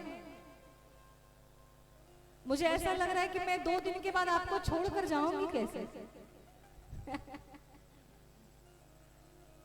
हाँ सच में, सच कह रही हूं मैं। आप इतने भोले भाले से बैठकर जब तक कथा सुनाओ तब तक सुनती हो, एक भी नहीं उठती हो। ऐसा लग रहा है मुझे कि मुझे इससे पहले जगह तो बहुत सारे मिले, लेकिन इतने अच्छे श्रोता नहीं मिले जो इतने अच्छे से बैठकर कथा सुना। मेरा तो मन कर रहा है मैं उल्ली बार में घर बना लूं। बना लो क्या? हा? ये सरकारी स्कूल में जहां मैं रह रही वहीं पर एक कमरा दिलवा दो। जैसे अभी दिलवाए हो वैसे दिलवा दो, परमानेंट रह जाती हूँ। प्रेम से बोलो भक्त वत्सल भगवान कृष्ण कन्हैया लाल की, अम्बे मात की। मेरी माँ, चारों भाइयों का नामकरण हुआ है। हमारे राम लला सांवरे, लखन लला गोरे, भरत लला सांवरे, शत्रुघ्न लला गोरे। एक सांवरा एक गोरा, और जब एक सांवरा हो और एक गोरा हो तो क्या ही जोड़ी बनती है। बहुत ही सुंदर चारों भाई राजा दशरथ के आंगन में नित्य नृत्य करते, नित्य विहार करते, नित्य अपने पिता की सेवा करते, अपने माता की सेवा करते। चारों भाई पीला पीतांबर पहने, माथे पर मुकुट, घुंघराले घुंघराले से बाल, पाँव में पैंजनियां, कमर में करधनियां, और जब चले तो ठुमक ठुमक पैंजनियां बजे। मैया जब इस आवाज को सुने ना तो बलिहार जाए, और देखकर बल राघव लला के स्वरूप को देखकर कहे कि लला मेरा सांवरो सो राम, मेरा सांवरो सो लला को किसी की नजर ना लगे। अयोध्या की दासियां कहे मैया कौशल्या से कि गोरा हो तो नजर भी लगे, सांवरे को कौन नजर लगाए। मैया यदि आपका लल्ला गोरा हो तो नजर भी लगे, सांवरे को कौन लगाए। तो मैया कहे ये सारी चीजें छोड़ो, मेरा सांवरा सा, मेरा श्यामरा सा राम, जो मेरे नील कमल, ऐसा प्रतीत होता है ना दासियां जैसे इससे अच्छा कुछ संसार में नहीं हो सकता। और आप यकीन माने जब आप अयोध्या जी जाएंगे, अभी जो राम लला प्रतिष्ठित हुए हैं, जब आप उनको देखेंगे तो ऐसा प्रतीत होगा कि इस पूरे ब्रह्मांड में सबसे बड़ी अगर कुछ है तो वो मूर्ति है। माँ प्रभु को नित्य स्नान करवाती, नित्य कपड़े पहनाती, नित्य बहुत ही अच्छे से लालन पालन करती। तब लाला थोड़े से बड़े हुए, अब जब बड़े हुए तो कहाँ गए? गुरु आश्रम गए। तुलसी बाबा कहते हैं गुरु गृह पढ़ाना गए रघुराई,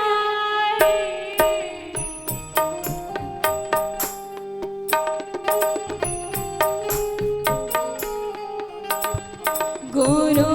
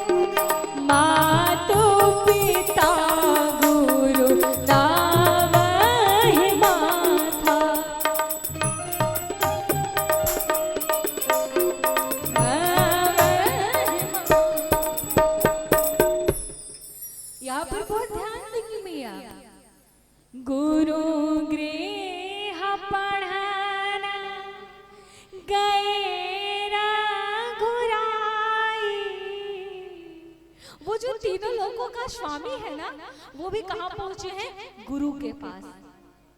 कहाँ गए हैं मैया? गुरु के पास। गुरु आश्रम गए हैं। क्यों? शिक्षा के लिए। क्योंकि कहते हैं कि जब तक व्यक्ति के जीवन में गुरु ना हो तब तक ज्ञान नहीं हो सकता, और जिस व्यक्ति के जीवन में ज्ञान नहीं है वो मनुष्य केवल ढांचे मात्र ही तो है। हा? जो व्यक्ति बड़ों का सम्मान न जानता हो, छोटों से प्यार न करता हो, जो व्यक्ति के भीतर शिक्षा ना हो, वो व्यक्ति क्या है? कुछ भी नहीं महाराज। आज जब तीनों लोगों के ब्रह्मांड के स्वामी का अवतरण हुआ है तो वो कहाँ गए हैं? गुरु के आश्रम। और गुरु के आश्रम जाकर बहुत ही कम समय में, अल्पकाल विद्या सब पाए, बहुत ही अल्प काल में, कम समय में सारी विद्याओं को अर्जित कर लिया है। और तब फिर से राजा दशरथ के घर आए हैं, और जब अयोध्या आए हैं, भवन में आए हैं, तो नित्य ही रामलला के दिनचर्या है। प्रातः काल उठी के रघुनाथा, मातु पिता गुरु नावहि माथा। नित्य सुबह उठते और सबसे पहले किन्हें प्रणाम करते? माता पिता और अपने गुरु को। अब यहाँ पर कितने ऐसे लोग हो जो अपने माता पिता को रोज प्रणाम करते हो?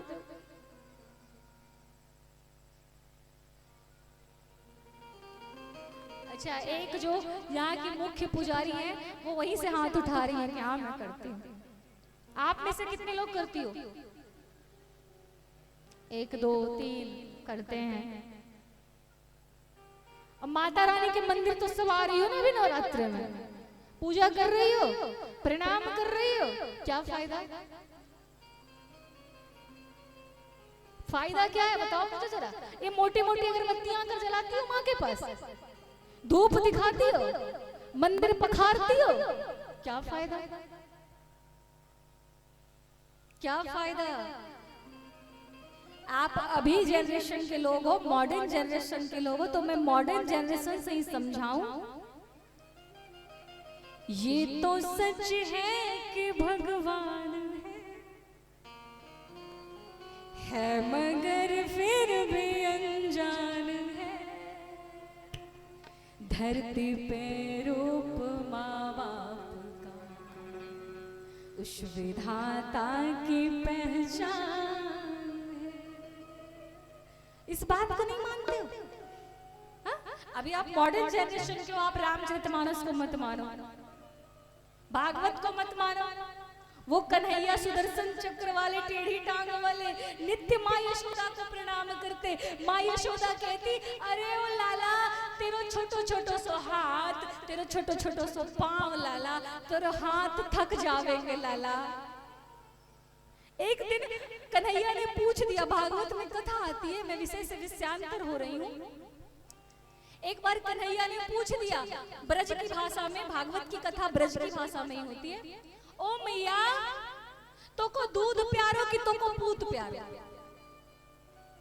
मैया तू इतना दूध गर्म करती है, छाछ बनाती है, दही निकालती है, घी बनाती है, तो मैया तू एक बात बता, तो को दूध प्यारे कि तो को तू पूत प्यारे? मैया यशोदा ने गले से लगा लिया कन्हैया को, कहा ना लाला मारो तुम्हारो पूत प्यारो, मारो तुम्हारा लल्ला प्यारो। समझ में आ रहा है बात? हाँ, मारो तो मारो पूत प्यारो, मारो लल्ला प्यारो। कहा मैया तने को मैं प्यारो? हाँ लल्ला।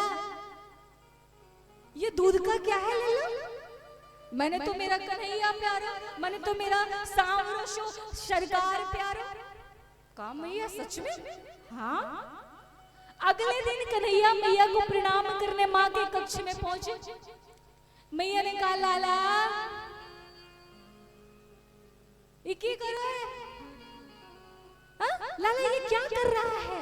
तेरे छोटो सो हाथ दुख जाएंगे। कहा मैया तो तू दबा दे। छोटे से लाला कह रहे तो मैया तो दबा देगी, मैया लाला तेरे चरण दुख जाओगे तो मैया मैं तुमसे दबवा लूंगा, लेकिन फिर भी तुम्हें प्रणाम अवश्य करूंगा। और दूसरे दिन मैया ने क्या किया, मैया दूध चढ़ा कर आई, लाला को गोद में ली है। दूध जैसे ही उफान पर आया, लाला को धम से पटका और दूध की ओर मैया यशोदा भाग गई। कन्हैया को गुस्सा आया कि मैं रोज रोज प्रणाम करता हूँ, इतना लाड करता हूँ, अब मेरी मैया देखो मुंह को पटक के दूध के पीछे।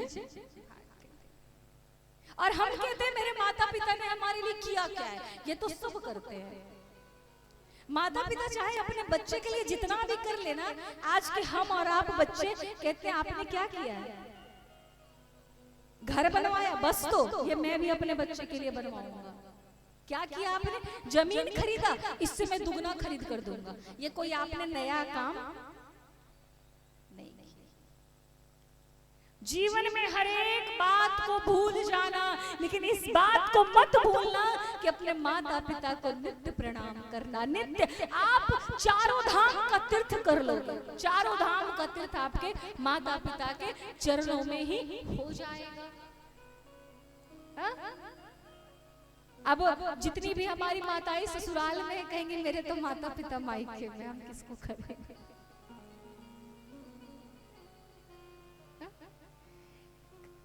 तो क्या कहा है रामचरितमानस में, एही ते अधिक धर्म नहीं दूजा,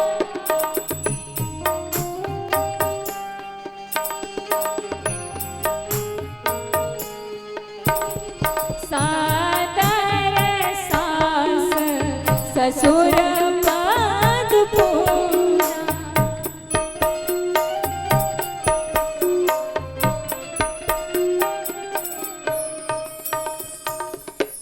मन में बस ये भाव होना चाहिए कि अपने माता पिता, अपने सास ससुर के प्रति हमारी पहली प्राथमिकता हो।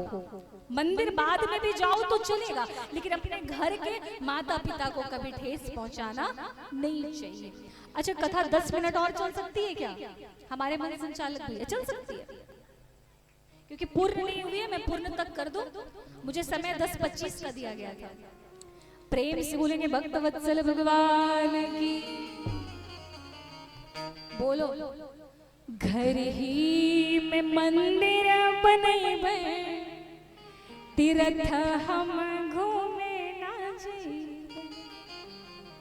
ये तो आपकी भाषा में गाओ।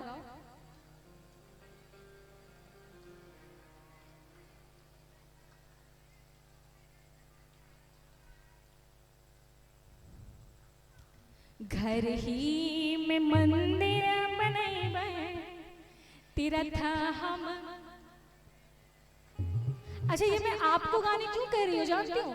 क्योंकि एक महिला चाहे तो मिट्टी के घर को पक्के का मकान बना सकती है, और उस घर को घर से मंदिर बना सकती है, और मंदिर से स्वर्ग बना सकती है। और यदि एक महिला चाहे तो स्वर्ग जैसे घर को भी नर्क बना सकती है, मिट्टी में मिला सकती है। ये पावर महिलाओं के पास होता है, ये पावर पुरुषों के पास नहीं होता। ये पावर महिलाओं के पास होता है कि घर को घर से मंदिर बनाना है, स्वर्ग बनाना है, या स्वर्ग से नरक बना देना है। ये किनका दायित्व है? महिलाएं का दायित्व है। इसलिए मैं आपको गाने कह रही हूँ। घर ही में मंदिर बनेबे, तीर्थ हम घूमे ना जाइबे।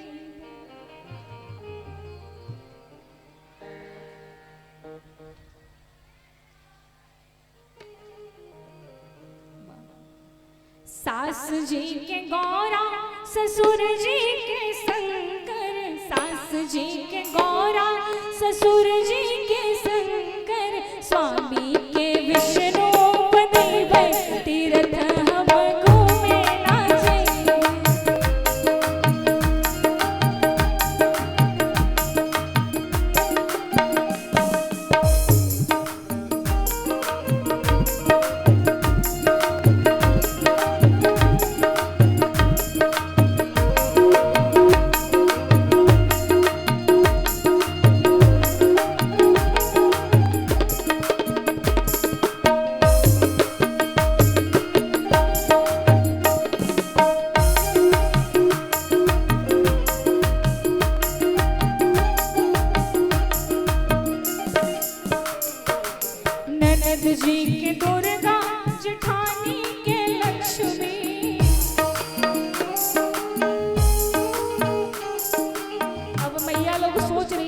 होने से रहा, ये तो होने से रहा, ये नहीं हो सकता। ननद जी के दुर्गा, जेठानी के लक्ष्मी,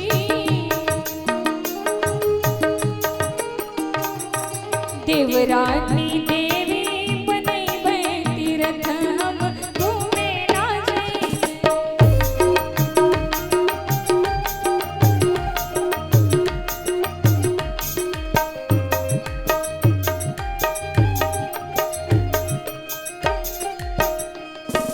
माधुरी वचनिया के व्यंजन बनैबै।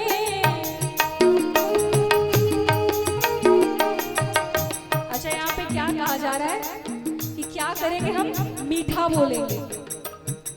व्यंजन 54 प्रकार का बना के अपने घर वालों को दे दो, और जो औरत मीठा ना बोले, जो महिला की आवाज कर्कश हो, हाँ, जिस महिला की आवाज में कर्कश हो, वो मीठा ना बोले, वो 54 प्रकार का व्यंजन बना दे, देवी माँ को मना ले, लक्ष्मी का वास नहीं हो सकता। माधुरी वचनिया के व्यंजन बनैबै।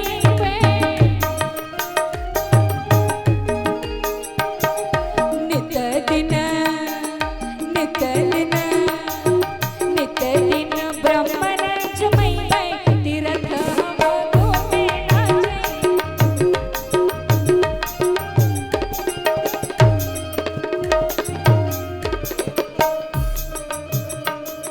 बोलो अपने अपने माता पिता की।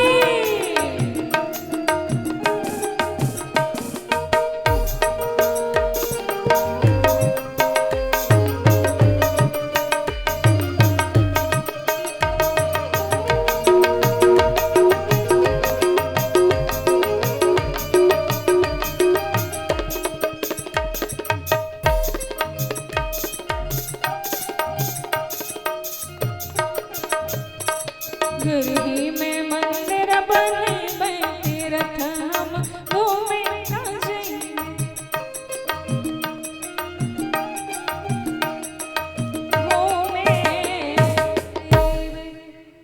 प्रेम श्री बोलो सतगुरुदेव भगवान की, अवध बिहारी सरकार की।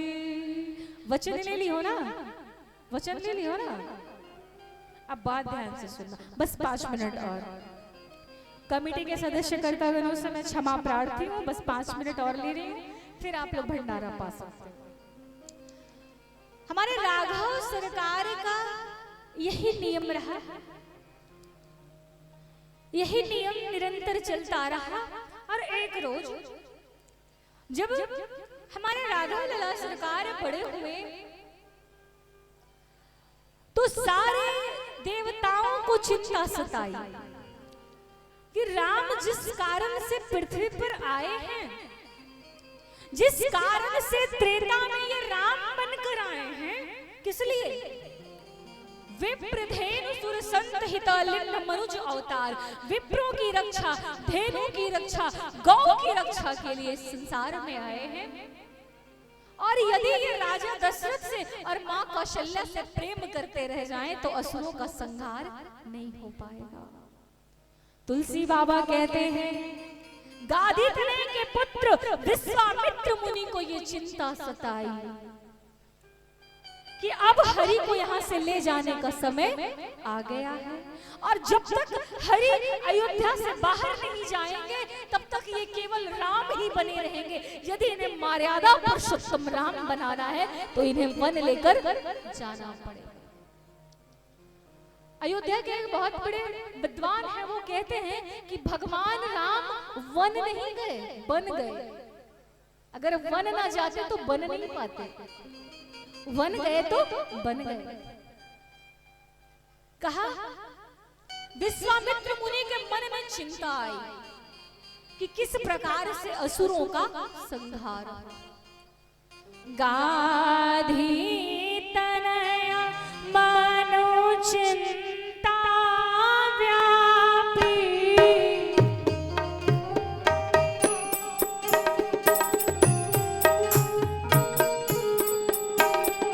हरि बिनु मरहि ना निशाचर पापी।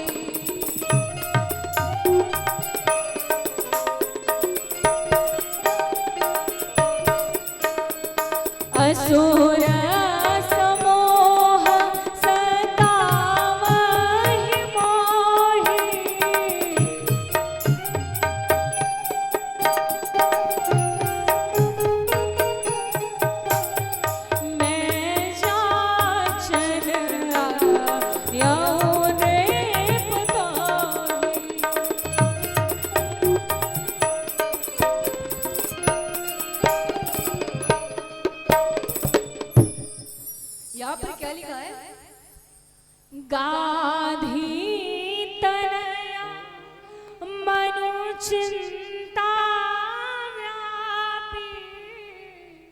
गाधी तनय विश्वामित्र मुनि के मन में चिंता आई कि जब तक यहाँ से, इस अयोध्या से, इस ममत्व से, इस वात्सल्य से मेरे राघव निकल कर नहीं जाएंगे, तब तक मेरे राघव हमारी सुरक्षा नहीं कर सकते, असुरों का संहार नहीं हो सकता। और अभी वन में सारे असुर ताड़का, मार्च, सुबाहु जैसे जैसे राक्षसी प्रवृत्ति फैला रहे हैं, यज्ञ का विध्वंस कर दे रहे हैं, तो हमें राम को लेकर जाना है। राजन के पास पहुंचे हैं, विश्वामित्र मुनि के पास। राजन से कहा है, राजा दशरथ ने पूछा है कि सरकार है मुनिवर, आप यहाँ कैसे आए, क्यों आए? विश्वामित्र मुनि ने कहा है कि ये राजा दशरथ तो हमें सम्मान दे रहे हैं, ये तो हमें ऊपर स्थान पर बिठा रहे हैं। मैं सम्मान लेने नहीं आया हूँ, मैं भगवान लेने आया हूँ। जिस स्थान पर सम्मान मिले उस स्थान पर भगवान नहीं मिलता, जिस स्थान पर अपमान मिले उस स्थान पर भगवान अवश्य मिलता है। ये तो हमारा सम्मान कर रहे हैं, मुझे तो भगवान चाहिए। राजा दशरथ ने कहा, मुझ में भगवान देने की सामर्थ्यता नहीं, मैं नहीं दे पाऊंगा। कहे राजन, असुर समूह मुझे सता रहे हैं, मैं आपके दोनों पुत्रों को लेने आया हूं। अच्छा, मेरे राम को लेने आए हैं, मेरे लखन को लेने आए हैं। ये सारी विस्तृत कथा मैं कल आपको सुनाऊंगी, अभी मैं कथा को विश्राम दे रही हूं। आप मेरे राम को लेने आए हैं, मेरे लखन को लेने आए हैं सरकार। मैंने चौथेपन की अवस्था में चार पुत्रों को पाया है, और आप कहते हो कि राम और लखन को आप ले जाओगे क्योंकि असुर समूह आपको सता रहे हैं। इस राजा दशरथ के भुजाओं में अभी भी उतना बल है कि समस्त राक्षसों का नाश कर दे। विश्वामित्र मुनि ने कहा, सरकार राजन, यदि मारना होता तो मैं भी मार देता, मैं मारने वाला नहीं, मैं तारने वाला लेने आया। आप जाओगे तो मारोगे, और ये जाएंगे तो हमें तार देंगे, ये जाएंगे तो हमें तार देंगे। राजा दशरथ के नेत्रों से सजल अश्रु की धारा बहने लगी है कि नाथ, ये क्या मांग रहे हो? ये जो दोनों है ना, राम और लखन, ये मेरे बेटे नहीं है, ये मेरे पुत्र नहीं है, ये मेरी आत्मा है, ये मेरे दोनों आंखों के समान है। महाराज, एक मिनट के लिए बिना जल के मछली रह सकती है, बिना जल के मछली रह सकती है। ये संसार में दिन और रात उल्टा हो सकता है, लेकिन मैं मेरे राम के बिना जी लूं, ये नहीं हो सकता। और हा राम करके राजा दशरथ राम को गले लगाते हैं। बस एक चौपाई कहते हैं राजा दशरथ, राम मेरे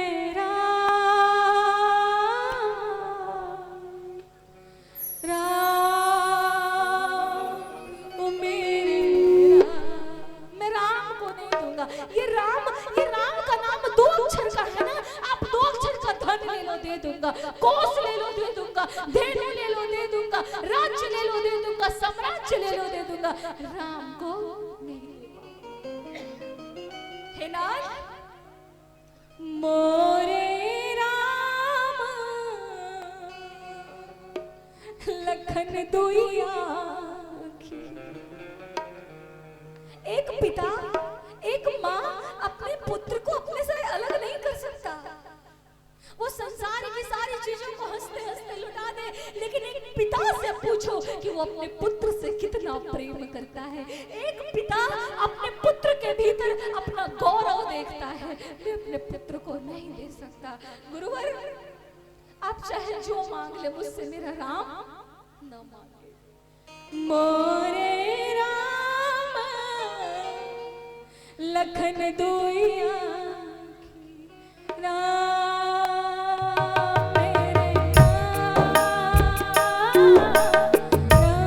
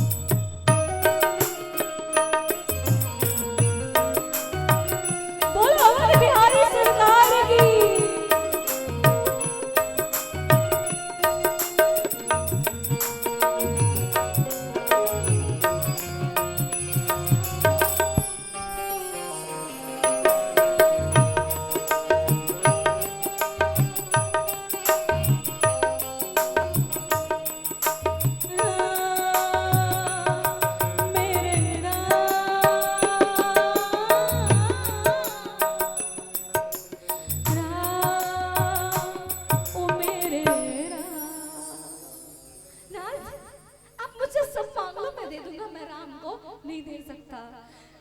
विश्वामित्र मुनि जिद करते हैं कि मैं आपके राम को बिना लिए नहीं जाऊंगा। राजा दशरथ अपने स्थान से क्रोधित होकर खड़े होते हैं। चौथे फन पायो सुतचारी, विप्र वचन नहीं कहे सुधारी।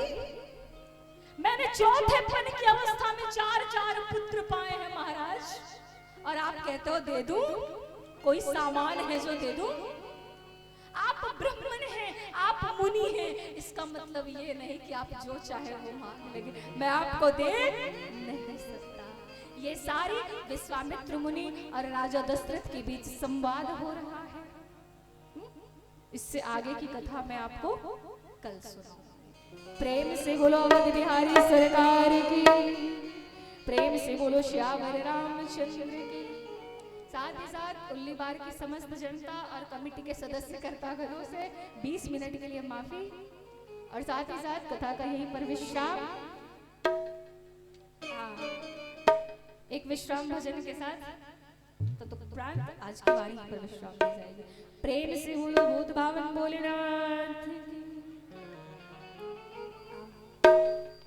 दोनों हाथ उठाकर झूमकर मां के दरबार में। सातों रे महीने